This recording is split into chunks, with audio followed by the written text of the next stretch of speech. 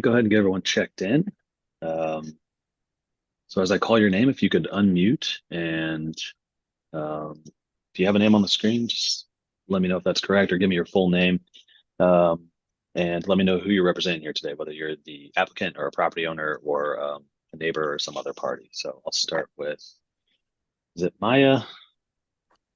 Yep, that's Maya. My name is Maya Downer. I'm the homeowner. Okay, great. Welcome. Um, and Heather Estridge, Hi, Heather, you're the architect. applicant on this, right? Yes. All right, welcome.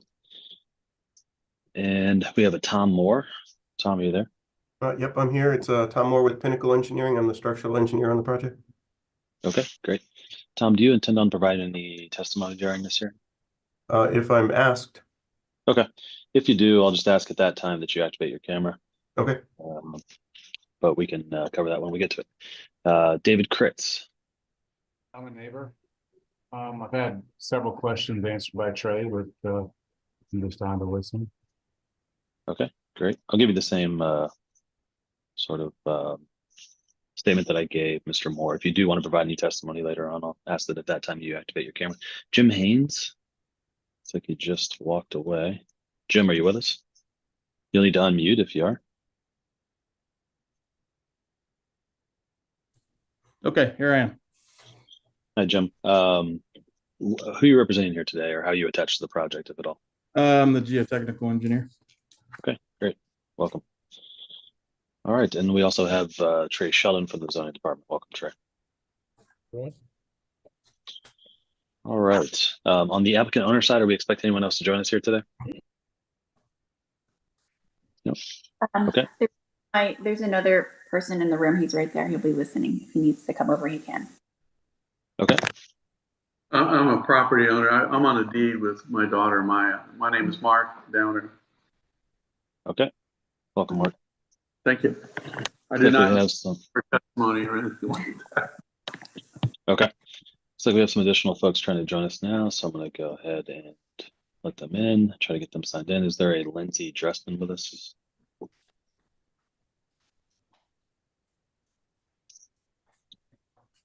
Hi, Lindsay Dressman with us? If so, if you could unmute.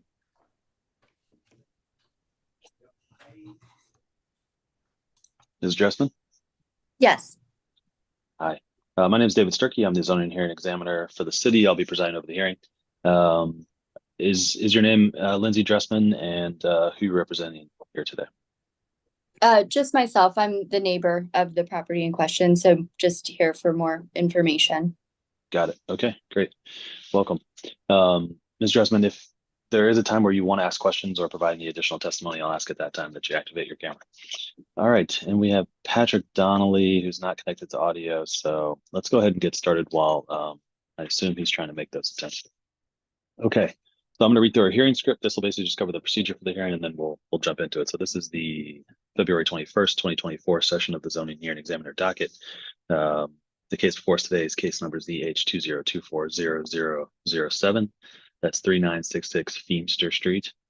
The purpose of this hearing is to allow applicants and any potential opposing parties or interested parties to testify and to offer and refute evidence and testimony. This hearing will follow the rules found in the zoning code and the supplemental rules of the zoning hearing examiner. All testimony and evidence that an applicant or any potential opposing party wishes to offer must be presented at this hearing. The hearing will proceed as follows. The applicant, the applicant's attorney, or the applicant's agent will first present the applicant's case. For our purposes here today, that's going to include everyone, the applicant, the owner, and anyone else that's here on behalf of the applicant or the owner, or here to speak about the project from a technical perspective. And so you all can orient that presentation however you'd like. One of you can speak, all of you can speak. It's really up to you to give me an idea of what this project is, any background you think is important, the relief that you're requesting, and then of course why you think I should grant that relief and why it's appropriate. I'll then move to the public. So anyone from the public, all the neighbors that are here, will have an opportunity to provide any testimony or ask any questions if they would like at that time.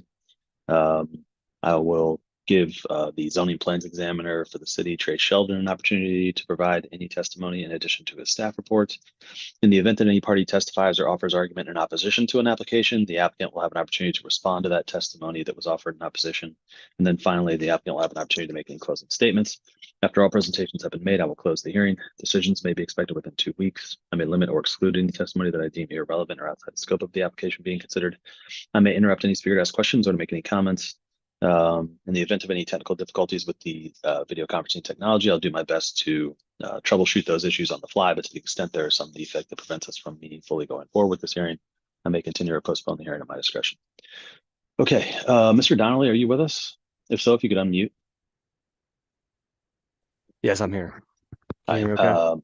I can, yeah. Mr. Donnelly, are you a neighbor or someone connected with the project in any way? I am a neighbor, yes. Okay, great. And do you intend on providing any testimony here today? I plan to listen and then provide testimony afterwards. Gotcha. If Okay. if necessary, essentially. Got it. That's totally fine. If I've mentioned this to a few other people, but I like to give people a heads up that they may be on camera in a minute. So if you do want to provide testimony, I'll ask that you activate your camera at that I point. can start my camera at this point anyway, if you'd like. Whatever you want to do. Yep. Sure. Okay, that works. All right. So another thing that I need to do, according to the zoning code, anyone that provides any testimony, that testimony must be sworn. And so if you know for certain that you would like to provide some testimony or make some comment, some statement, ask some question, I'm going to go ahead and collectively swear all of you in at the same time right now. So if you could, if anyone that falls under that is on mute, if you could take yourself off of mute, raise your right hand. I'll need everyone to answer out loud. Do you solemnly swear the testimony you shall give will be the truth, the whole truth, and nothing but the truth? I do. I do. Okay, great. Thanks, everyone. Who is going to be taking the lead for us here on the applicant's presentation? Maya, do you want me to do that? Okay. Floor is yours. This is Heather. This is Heather Estridge, applicant and architect for the project. Ms. Donner is wanting to build a single family home. We are trying to maintain footprint and height very similar to the home, the new homes that are adjacent to the building. We are looking for relief from the rear yard of 0.75 feet and 2 feet in the front yard, and then a excavation of about 18 feet.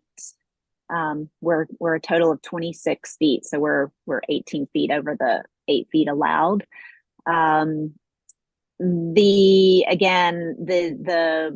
The design is in keeping with the other new homes on the street, and I believe also with the intent of what the developer was proposing for these lots. We Gotcha. are. That's probably, is that enough? So there's no standard amounts of information you have to give.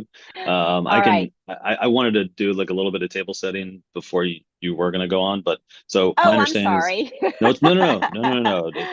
It's the floor is yours. I just thought you were pausing there, so I was going to interject and just make sure that we were on the same page here. Today you were requesting a rear setback of 20.75 feet, which is 0.75 feet short of the requirement. Yes. You're requesting a front yard setback of 17 feet, which is 2 feet short of the requirement. And you're requesting a cumulative excavation and fill across the site of 18 feet, which is 10 feet greater than the code allows. Is that your understanding? 26 feet. No, yeah, the cumulative actually right. is a total of 26 feet, which is 18 feet more than what code allows. Got it. Okay, great. And so could you tell me more about why you think that relief is appropriate and why you think I should grant it? Sure.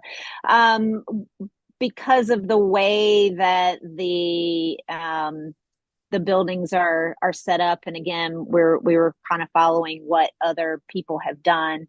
The first level is a garage level, so in order to get the driveway slope to where it needs to be, we needed to excavate down to just above street level, so that we can maintain a minimal slope on the driveway. That portion of the foundation actually is limited only to the garage, and then we step up. So the total 26 feet is not for the full footprint of the building. So we step up approximately 4 feet, I think, for a basement, and then that is for kind of the middle portion of the footprint, and then the back portion of the footprint we step up again about 8 feet. So so we are trying to minimize the amount of depth for the footprint, but allowing Ms. Donner to maximize and get the best use out of the site so that she can have a little bit of basement storage, the garage space, and then the back portion is over a crawl space to minimize that excavation. Got it. Okay. Is the front setback, is that consistent with the front setbacks of the homes that have been developed so far? Do you know? So it is, when we're considering projections, then yes, we are in line. Our projections are in line with the outermost projections of the adjacent home. So we have one new home on the north side and then a vacant lot on the south side. Got it. So we were averaging, the base district and then the new home. Mm-hmm. Okay. Can I interject real quick? How the 17-foot the do you have a setback? question? Yeah, I do. When you're measuring that, are you measuring that from the street, or are you measuring from the potential dedication on Donegal Rowe's plat plan? We're measuring that. We're measuring that from the street. The street, okay. Yes. So my property is, I believe, 20 feet from the street, and yours is going to be 17 feet from the street. Is that accurate frontage?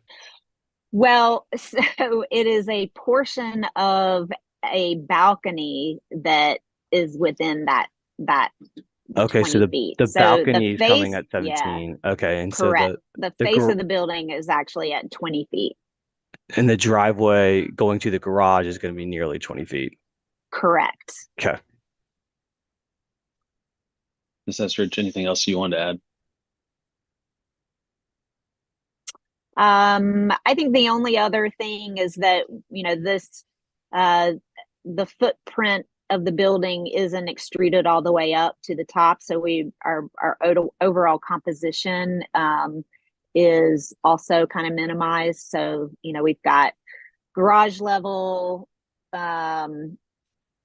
first floor, which is the full footprint. The second floor is really only a partial of that footprint, and the third floor is also, well, really the second floor is a full footprint, and the third floor is just kind of like a dog house for the rooftop deck, but it's a room. Got it. Okay. And then Yeah, the I rear. wanted to share my screen here just to give everyone Yeah. a little bit more of a visual as we talk through this. What were you going to say about the rear? I was just going to say the rear portion also steps in on the south side. So, we're maintaining 5 feet on either side of the rear part of the building as well.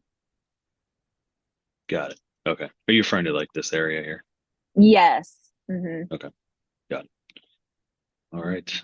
And this is the neighbor to the northwest here? The north, yes. Yeah. Okay. Gotcha. And so And then the Mr. difference in the Donnelly front is to the setback is south. there. Okay, got it. All right. And this is the excavation drawings here, Correct. cross section. Okay. Yes, So and each one of really these the is a one cut. above that, the site section up above has a little more clarity. Yeah. Okay. All right. Is Ms. Esters anything else you'd like to say right now? No, thank you. Okay. Sure. Anyone else from the applicant or engineer or geotech? Anyone else want to add anything? Okay. We'll move on to public comment. Mr. Donnelly, we'll go back to you. You're the only one I have sworn in. Any other questions or comments? No, not this time. Okay. To Mr. Moore, Kritz, and Ms. Dressman, now would be your time to make any comments or ask any questions. Okay, hearing nothing. We'll move on to Trey Sheldon from the zoning department. Trey. Sure, David. I just wanted to note that the total excavation and fill for this dwelling itself is consistent with that of the other projects. Most of the other ones, well, for background information, as you may recall, Mr. Donnelly was sort of the developer of this Donegal Road. He now holds the lot that's immediately to the south or southeast of the subject property here. He's got a kind of a double lot, and he's planning to build his home to live there in the coming months. So he probably will potentially be in front of you for relief himself. I just wanted to note that his lot's bigger off to that side. So his home could potentially have a different configuration, but with all the rest of these lots, they were fairly consistent, except for one that Red Knot Homes did that was a little bit wider, and had to come back in for secondary relief when the design changed. But other than that, as far as like as far as the excavation for the dwelling itself, this is consistent. This 17 to 18 feet is very consistent with the relief that you granted for previous dwellings on here. Right. What about the setbacks? The setbacks are pretty consistent too. Those are a variety of, as you recall, the setbacks were granted for a lot of those, and then they had to come back in. Mr. Potabom had to come back in for relief as to height and he came back in secondarily some months later because you granted him approval as to some setback relief, and as to excavation and fill, but denied us to height. So this is was the relief that I approved consistent with this relief for the front and rear setbacks? Yeah, I mean, it may be. I don't know whether anyone was at 17 for the front. I think that I would want to point out if you were. I don't know whether. I guess I can screen share. If you could, do you mind screen sharing again? Sure, that same. Yeah, Your staff report. Yeah, that'd be great. So as you can see on the proposed site plan there, figure 4, this is kind of a beveled, this is not the foundation. So some of the other ones got full decks or full, I'm talking at the front here. At the front, they're full. A lot of the others got relief for a full deck, or else even in some cases, more of the foundation or footprint of the building itself. In this instance, they're asking for relief or kind of a beveled or angled portion of this deck, which in the southeast corner there, I mean, I guess that's, well, anyway, let's just call the south front corner. It enables a door to open there, so that you could get out, and then that deck tapers. It angles over to where it's like, if you look at it from the front, it's going to look like it's all the same depth, right? As flat relief. The reality is that next to that door, it's proud 2 feet, if this makes sense, so that door that's up on the second floor, so that you can swing that door open. The deck then or the balcony kind of it tapers over to the north, toward Miss Dressman's house, toward Miss Dressman's home there, I believe. Yeah, it tapers to compliance. Here. Does that make sense? So this is more of a form follows function thing to allow a door to swing open to let you get out onto a very small deck area. Yeah, I understand that. Okay, one other difference as far as the total excavation to help explain this is that Ms. Donner's property and Mr. Donnelly's property, it's something I've discussed with him in preliminary meetings as well, if you were to look on Street View at this, you don't have to now, but at some point, you'll see that the properties were previously disturbed. There sometime in the past were buildings here, and there's a large stone wall, probably built 100 years ago or something, that's along Donner that will, along I'm sorry, my mistake, along Feemster, that ends up needing to be sort of collectively deconstructed, if this makes sense, because otherwise it'll have to be resupported and so on. So if you were to read the original geotechnical report that Mr. Donnelly had done, and then a subsequent geotech report also that Ms. Estrich has presented with this case and the case materials, you'll find that there are some areas where there wasn't disturbance, and other areas when the borings were done where there was. So to boil all that down in a nutshell, this project required having a retaining wall at the immediate rear of the house. Also, it does not exceed 8 feet, although it is about 8 feet for the cut, but it's not for the exposed part does not need relief, if that makes sense, David. It's maybe about 5.5, 6 feet, but the total part of the excavation for the footing and so on for it, in order to hold back that soil that's upward toward Columbia Parkway, needed to be put in. I believe all of the other, some of the other ones that Mr. Potterbaum did just had like a 2-foot wall or something back up the hill just to keep erosion from coming down. But this needed this to be done. The other thing is that if this makes sense, the grade starts to go down toward Mr. Donnelly's property. I see him nodding, and he and I just looked at his property. If you were to look at the topographic map of this, the street is fairly consistent until it starts to hit about this point, and then things go a little bit downhill to the east, such that the eastern end of Mr. Donnelly's property is lower than the eastern end of Miss Donner's property. Okay. So what had to happen also a little bit here is in the grading, for there to be a driveway here, you need a little bit of supporting, a little bit of support laterally for to do the driveway here. So between the wall that was necessary to support the disturbed soil in the rear of this building and some modifications for the driveway resulting because of that slope heading eastward, that's what makes up the difference between the 26 feet and the 18 feet. Just I'm hoping that makes sense, because but otherwise the total excavation for the foundations of this building itself are very consistent with all the others that were approved. Okay. And it's very well stepped too. This probably has even more stepping to it than the homes Mr. Potterbaum had designed. So Ms. Estrich pointed out, it pops up about 4 feet or so from the garage level to kind of a utilitarian basement area, and then it pops up another 8 or so feet up to the habitable, the normal habitable living space of the house. So it's very well stepped, with that total distance of 12 feet or more.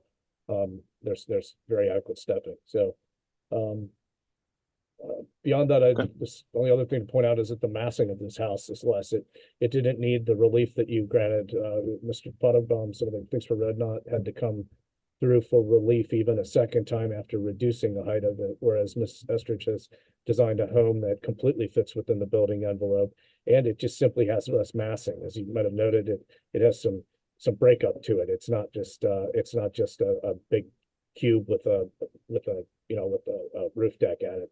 So it has a lot variation to the massing, such that any as far as any light or anything like that, or just overall massing, and quite simply, it's compliant. It didn't even need any relief from this to height. So I don't know whether you have any other questions, or. I don't think I do at this time. No. Thanks, Trey. I appreciate your testimony today and your work on the staff report. Thank you. Okay. Going to turn it back over to Ms. Estrich. Ms. Estrich, anything you wanted to say in response to the comments from Trey, or anything else in closing or otherwise before we adjourn? No, I don't think there's anything else to add. Thank you. All right, great. All right, we'll leave it at that then. I want to thank everyone for their time and their testimony here today. I haven't had a chance to review the application materials and the staff report. And based on that, based on the testimony here today, and just my knowledge of approving several of these homes in the past and the relief that was approved. May I ask a question real quick? Sure.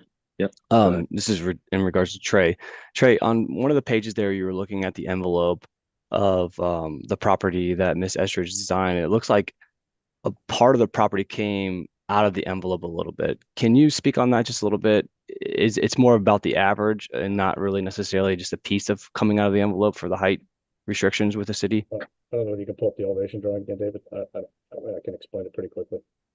Sure. It's It's on page like 3, I think, Elevation. or drawing. 4.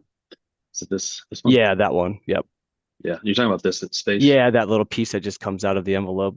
So That's actually the neighboring house. That's a Oh, slightly higher okay. elevation. You can see outline. She has up above outline of 3960 Feemster beyond. Oh, the black. So- Okay, got it. And part of it. Well, that's the dashed part there. Whereas her The envelope is the dash part, right? Yeah, that she it's needs to right. Stay Yeah. within. and the And way then hers is in the dark black, correct? Okay. Yeah, and Yeah. so as you see, the roofs are designed differently on these homes. Some of them have roofs that are normal pitched roofs. Some of them are that Mr. Potabom had were either flat or shed roofs. And then some are normal, just hip roof. And the design Miss Estridge has cants downward toward your property, such that she's not more than half of the roofs above the midpoint.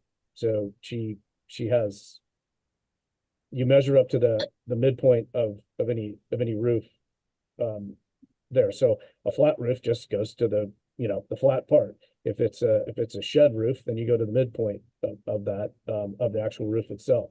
In this instance, the half of that roof does not stick up above it's only a couple of feet above there, not Yeah, okay. I wasn't sure what there was that piece that looked like it was all sticking out. Didn't realize that was the neighboring roof. Yeah, but again, we measure to the mid, David's used to this, but we measure to, and I can discuss it with your architect about your plans, but you measure to the midpoint of the roof. So it really matters how a roof is. If somebody has something traditional with dormers and stuff, we start measuring to the midpoint of the height of the dormer. So there are very specific instructions in the zoning code about how to measure height. And the building that Miss Estridge designed here, the dwelling, the midpoint of the roof does not exceed the maximum building envelope, quite simply. And then it steps down to lower, as you see on both sides, like toward the front and the back, it drops down. So it's got less massing to it than pretty much all of the homes that were constructed by Mr. Potabom, for example. Were you able to tell what the average relief was the city has granted to all of Potterbom's homes, or the most relief? I didn't calculate. Is it not relevant to her because she's Miss- far below it? It's not. She's not requesting any height relief, Mr. Right. Donnelly. Right. She comes in underneath Well it, below so it. it's not relevant. I'm happy. I know you have a project coming up. I'm That's the happy only to reason I discuss that with asked. you. Yeah, I'm Yeah. happy to discuss the heights and all those other projects that they've gotten relief offline. If you would like, you can reach out to me directly or to Trey. He can look that up as well. Any other questions about this particular project or application? No. Okay, great. Thanks. I'm going to approve the application. I think I agree with Ms. Estridge and Mr. Sheldon that this is consistent with other relief along the development and consistent with the general development patterns of those homes. I also think in many ways it's less massing, it's more modest and more conservative. And so based on all of that, I am going to approve it. I need to formalize that approval in a written decision. That decision, as I mentioned at the beginning, typically does take about 2 weeks. I'll try to get that out to you as soon as I can. When I finish that decision, I put into a PDF and I email it to everybody who's in the hearing here today. So you all will have a copy of it really just moments after it's complete. Once you have that, Ms. Estridge, I think you're familiar with this process, but Trey can then approve the zoning permitting on his end, and hopefully you all can move forward. Any Wonderful. questions from anyone? Okay. Great. Well, thanks everyone again. And Mr. Donnelly, please feel free to reach out. I'm happy to discuss other relief with you as you move forward with your project. But to Got it, man. Ms. Donner, good luck with everything. Congratulations, and hope everyone has a